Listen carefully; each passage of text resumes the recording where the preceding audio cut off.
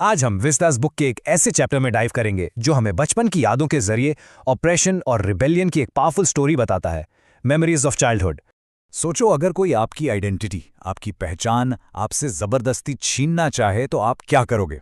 क्या आप लड़ोगे या हालात के आगे घुटने टेक दोगे? यही सवाल इस चैप्टर के दिल में है। Welcome back to Nerdy Side, जहां हम बोर्ड्स का रिवीजन सिंपल और एंगेजिंग बनाते हैं। ये चैप्टर बेसिकली दो अलग अलग लड़कियों की कहानी है। दोनों ही ऐसी कम्युनिटीज से आती हैं जिनको सोसाइटी में दबाया जाता है और सिस्टम उनकी आइडेंटिटी, उनकी पहचान को पूरी तरह मिटाना चाहता है। आइए इनकी स्टोरीज को आराम से समझते हैं। तो हमारे दो प्रोटैगनिस्ट्स हैं।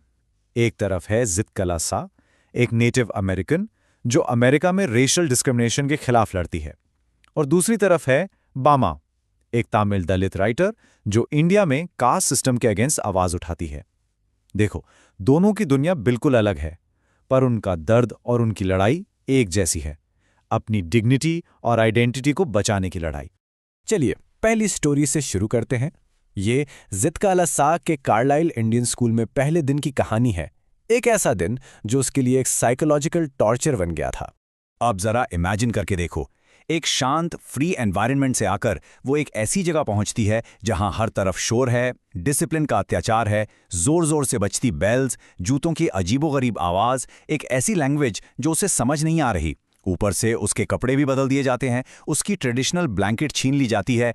ये सब उसके लिए सिर्फ एक कल्चरल शॉक नहीं था, ये उसकी आइडेंटिटी पर एक सोचा समझा हमला था। वहां तो बिलीवर और नॉट, खाना खाने का भी एक स्ट्रिक्ट फॉर्मूला था, जैसे कोई मिलिट्री ड्रिल हो।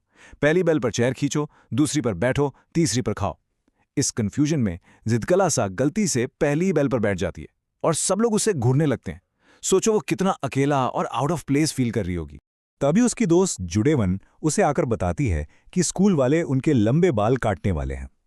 अब उनके कल्चर में लंबे घने बाल उनकी शान थे, उनकी पहचान थे। सिर्फ कैप्चर्ड एनिमीज या डरपोक लोगों के बाल काटे जाते थे। तो ये सिर्फ एक हेयर कट नहीं था, ये उनकी डिग्निटी पर, उनके कल्चर पर एक डायरेक्ट अटैक था। उन्हें उनकी रूट से काटने की कोशिश थी। उसकी दोस्त जुडेविन तो हार मान चुकी थी। उसने कहा, हमें उनकी बात माननी पड़ेगी बिकॉज दे आर स्ट्रांग। ये लाइन दिखाती है कि कैसे कांस्टेंट अप्रेशन, कांस्टेंट दबाव लोगों की हिम्मत तोड़ देता है। उन्हें लगने लगता है कि लड़ना बेकार है। लेकिन ज़ित्कला सा हार मानने वालों में से नहीं थी। उसके अंदर आग थी। उसका इमीडिएट जवाब था, no, I will not submit, I will struggle first. और यही लाइन उसके रिबेलियन की, उसके विद्रोह की शुरुआत बनती है। उसने डिसाइड कर लिया कि वो सरेंडर नहीं करेगी, चाहे अंजाम कुछ भी हो। वो चुपके से एक अंधेरे कमरे में जाकर बेड के नीचे छुप जाती है। बाहर से लोग उसका नाम पुकार रहे हैं, आवाजें तेज हो रही हैं, फुटस्टेप्स पास आ रहे हैं। ये सीन उसके डर और उसकी डेस्परेशन को परफेक्टली कैप्चर करता है। ये उसकी आखिरी डेस्परेट कोशिश थी अपनी पहचान को बचाने की। आखिर में उसे ढूंढ लिया जाता है। वो पूरी हिम्मत से रेजिस्ट करती है, किकिंग, स्क्रैचिंग, पर उसे जबरदस्ती एक चेयर से बांध दिया जाता है। और फिर वो ठंडी सिजर्स उसकी गर्दन पे उसके घने लंबे ब्रेड्स को काट देती हैं। ये सिर्फ उसके बाल नहीं थे जो कटे, ये उसकी स्पिरिट की, उसकी रेजिस्टेंस की एक ब्रूटल हार थी।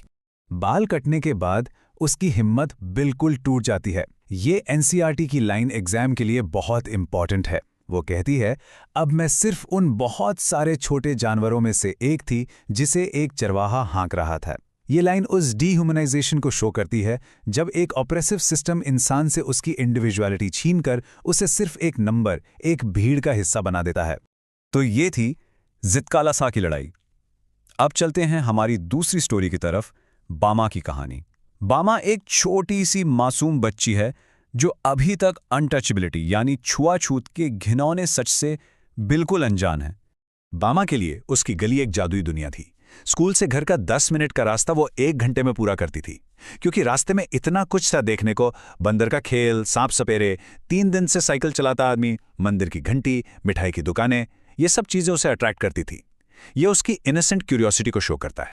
एक दिन वो देखती है कि उसकी गली का एक बुजुर्ग आदमी एक खाने का पैकेट उसकी डोरी से पकड़कर ले जा रहा है, बिना पैकेट को हाथ लगाए।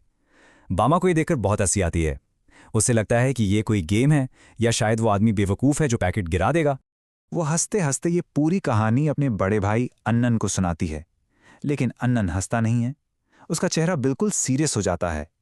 वो बामा को इस फनी गेम के पीछे की कड़वी और शर्मनाक सच्चाई बताता है। और यही बामा की लाइफ का वो टर्निंग पॉइंट था जहां उसकी मासूमियत एक झटके में खत्म हो जाती है।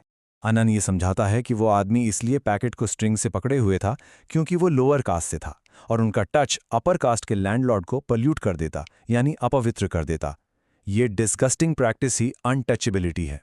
अनान ये कहता है क्योंकि हम इस कम्युनिटी में पैदा हुए हैं, हमें कभी कोई इज्जत या डिग्निटी नहीं दी जाती। ये लाइंस उस सिस्टम के इनजस्टिस को साफ साफ बयान करती हैं, जहां पैदा होते ही आपकी वैल्यू, आपकी ह्यूमैनिटी आपसे छीन ली जाती है। लेकिन एलन सिर्फ प्रॉब्लम नहीं बताता, वो सॉल्यूशन भी देता है। और ये इस स्टोरी का सबसे पावरफुल मोमेंट है। वो कहता है, अगर हम पढ़ेंगे और प्रोग्रेस करेंगे तो हम इन बेइज्जतियों से छुटकारा पा सकते हैं। Work hard and learn.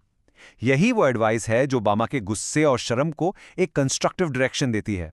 तो अब हम दोनों स्टोरीज को एक साथ जोड़ते हैं और एनालाइज करते हैं। दोनों लड़कियों ने अपने अपने तरीके से ऑपरेशन के खिलाफ लड़ाई की, पर उनके तरीके कितने अलग थे। ये कंपैरिजन इस चैप्टर का कोर मैसेज है, इसको ध्यान से समझो।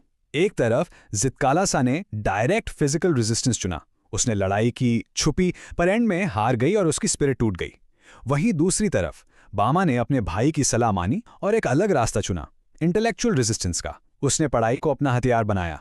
वो इतनी मेहनत करती है कि क्लास में फर्स्ट आने लगती है। रिजल्ट, उसे हार नहीं बल्कि रिस्पेक्ट मिलती है। वही लोग जो उससे दूर रहते थे खुद उससे दोस्ती करने आते हैं।